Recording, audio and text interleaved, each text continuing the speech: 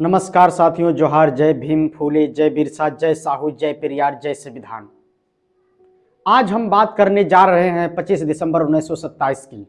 वो दिन जब बाबा साहब डॉक्टर भीमराव अंबेडकर ने महाड़ की धरती पर मनुस्मृति को सार्वजनिक रूप से आग के हवाले कर दिया। और याद रखिए, ये कोई भावुक फैसला नहीं था, एक गुस्से में उठाया गया कदम नहीं था, ये था सोच समझकर तर्क के साथ लिया गया क्रांतिकारी फैसला। लेकिन सवाल यह है, जब बाबा साहब ने मनुस्मृति जलाई तो हंगामा क्यों मच गया? क्यों रूढ़िवादी हिंदू संगठन, अखबार, ब्राह्मण सभाएं और यहां तक कि मिस्टर गांधी भी इसके विरोध में खड़े हो गए? आज के इस विश्लेषण में हम जानेंगे बाबा साहब ने मनुस्मृति क्यों जलाई, किस किस ने इसका विरोध किया, गांधी जी ने क्या कहा और बाबा साहब ने अपने विरोधियों को क्या कराकर जवाब दिया। तो वीडियो को अंत तक बने रहिए और अपनी राय कमेंट में जरूर लिखिए। साथियों, मनुस्मृति कोई साधारण किताब नहीं है, ये वही ग्रंथ है जिसमें साफ लिखा है शूद्र का काम है ब्राह्मण की सेवा करना, शिक्षा नहीं, सम्मान नहीं, बराबरी नहीं। बाबा साहब ने इसे साफ साफ कहा, यह सामाजिक गुलामी का संविधान है। मनुस्मृति मनुष्य को मनुष्य नहीं मानती, वो इंसान को जन्म के आधार पर ऊंच नीच में बांटती है। और यही वजह थी कि महाड़ सत्याग्रह के दौरान 25 दिसंबर 1927 को बाबा साहब ने अपने हजारों अनुयायियों के साथ मनुस्मृति को आग के हवाले कर दिया। इस आंदोलन में केवल दलित ही नहीं थे, बल्कि उनके ब्राह्मण साथी गंगाधर, नीलकंठ, सशस्त्र बुधे जैसे लोग भी शामिल थे। अब जरा देखिए किससे तकलीफ हुई। हिंदू महासभा बोली मनुस्मृति हिंदू कानून की रीढ़ है। अंबेडकर हिंदू समाज तोड़ रहे हैं। आर्य समाज को, जो खुद को जाति विरोधी बताता है, वो भी बोला शस्त्र चलाना सुधार नहीं अराजकता है। रूढ़िवादी मराठी और अंग्रेजी अखबारों ने तो सीधे बाबा साहब को हिंदू धर्म का दुश्मन घोषित कर दिया।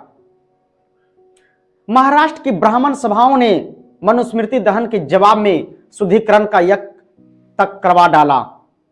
धनंजय कीर अपनी किताब doctor Bhimrao Ambedkar life and mission में लिखते हैं, रूढ़िवादी संगठनों ने बाबा साहब पर समाज में विद्रोह फैलाने का आरोप लगाया।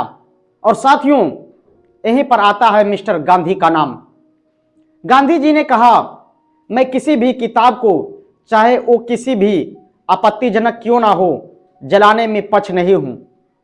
सुधार तर्क और आत्मशुद्धि से होना चाहिए। गांधी चाहते थे कि बाबा साहब मनुस्मृति में सुधार करे, उसे जलाए नहीं।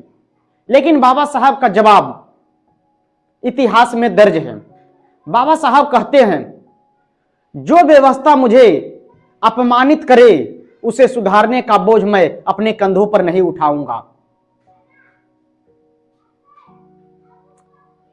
अगर किसी धर्म का अस्तित्व मेरे अपमान पर टिका है तो उस धर्म को नष्ट हो जाना चाहिए।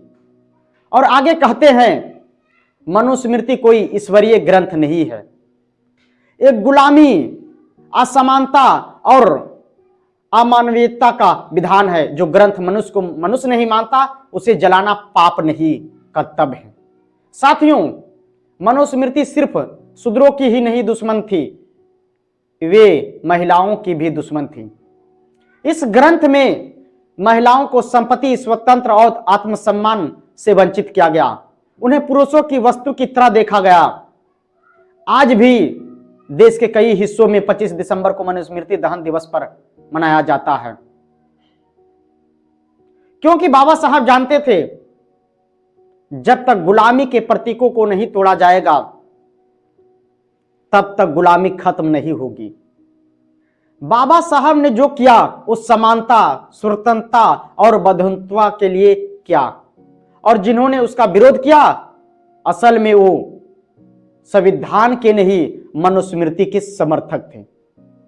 अब फैसला आपके हाथ में है, मनुस्मृति या संविधान, गुलामी या बराबरी। इस विश्लेषण पर अपनी राय कमेंट में जरूर लिखिए। जय संविधान, जय लोकतंत्र, जय भीम, जय मूल निवासी। दलित आवाज नंबर 1 चैनल को सब्सक्राइब करें, लाइक करें, फॉलो करें और शेयर जरूर करें। बेल आइकन दबाकर जन जागृति इस मुहिम की लड़ाई में जुड़े रहिए। जय भीम। बहुजन से जुड़े हर खबर पाने के लिए दलित आवाज नंबर 1 चैनल को सब्सक्राइब करें।